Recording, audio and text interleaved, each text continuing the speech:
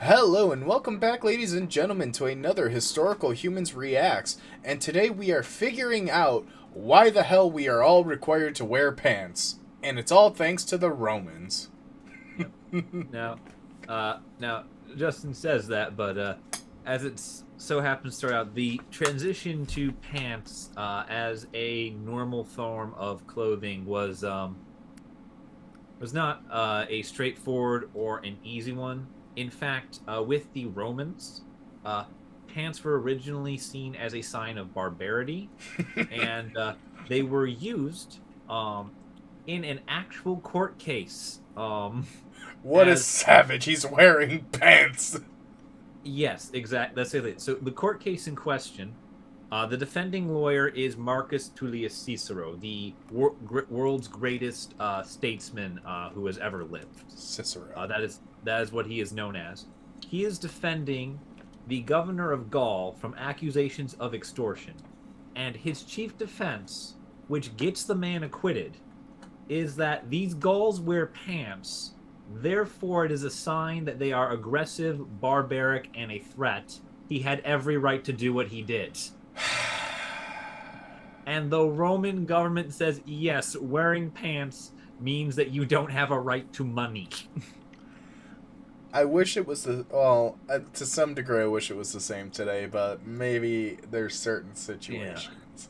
You Um, should still wear some garments. Let's put it that yes. way. And uh, yeah, and basically, wearing pants was a strong symbol of otherness for the Romans who wore tunics, togas, skirts. They were a cloak people. They were Um, more manly and they wore skirts like men. yes. Um, in fact, there is a poet named Ovid who gets exiled to what is now Romania, and describes the Romanians as being very much non-Roman and very much, shall we say, non-people, on account of the fact that living in Romania, it gets cold, and so they go around in pants and furs and leave only their heads uncovered, like savages who want to live through winter.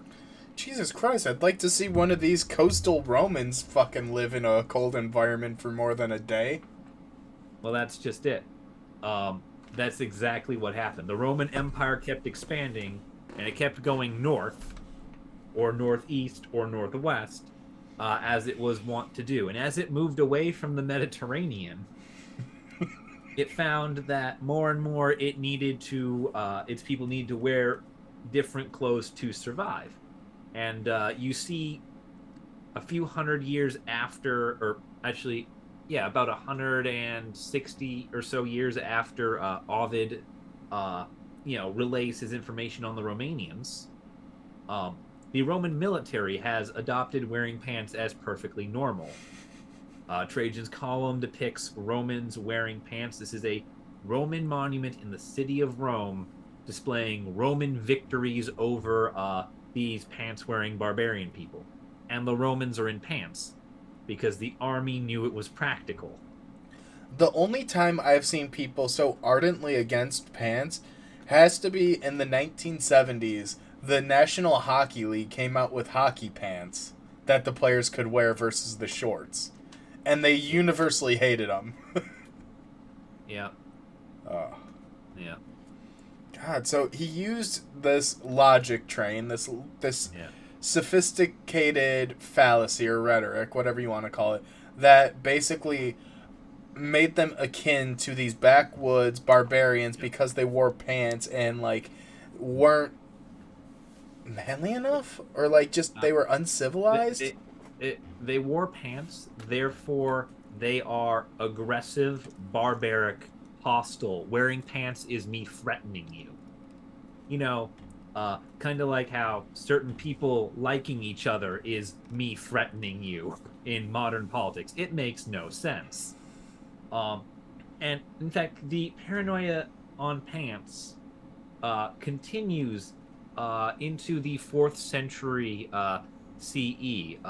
There was a pair of emperors named Honorius and Arcadius uh, who banned the wearing of trousers for civilians. Jeez.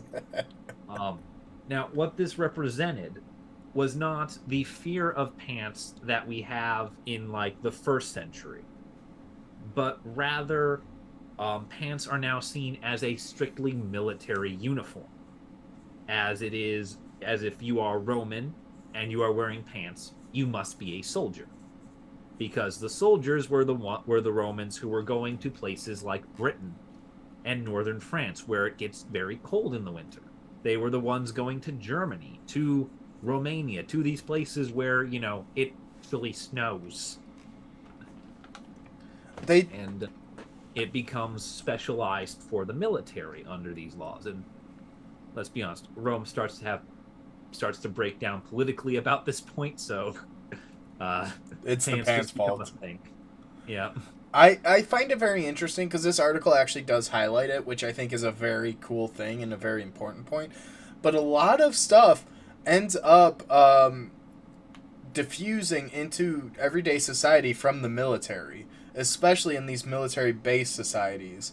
So the fact that, like, they began wearing pants and began wearing them for military, people started wearing them outside of it.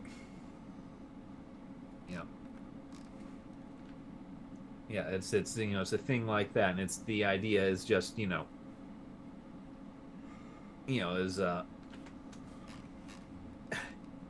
what's the word whatever, but it's the idea that these foreign concepts can eventually become accepted, that you can become a culture to something foreign because it is in fact practical.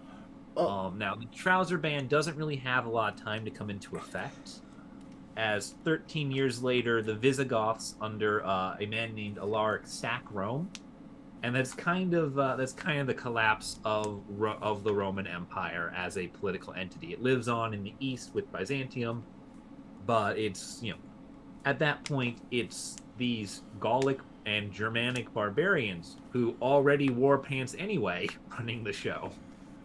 Well, and I think it's also important to note, and it's hot. Kind of an interesting thing here, how you see these empires in their twilight, or any sort of I would say leader almost. When you see them in their twilight, they start pulling items from the past glory days, from the glory era. They try to build that connection to legitimize themselves, one, but also try and exert some level of control. So, like, you see that with the late century ban on pants, even though it had clearly been in vain. It wasn't a legitimate attempt, especially given everything that happened immediately after. Yeah, and that vanity is in fact recognized in Constantinople, which is the successor state of Rome, because by the 6th century, so about another 100 years, the official mandated regalia for appearing before the emperor of the Eastern Roman Empire was a sleeved top and trousers. So it goes from being, foreign to being military garb to being banned to being the default expected clothing for high society. And nothing has changed in the 1600 years since, and that is the biggest tragedy, I think. We need new garments. We need new pants. In the century since, we invented denim. Denim. And Levi Strauss would like to know your location. We've lost Justin to the late hours of the recording session. I would apologize, but you've already seen him like this before. Denim. We thank you for watching, and we hope you enjoyed this little briefly antagonistic trip through the realm of pants. Denim.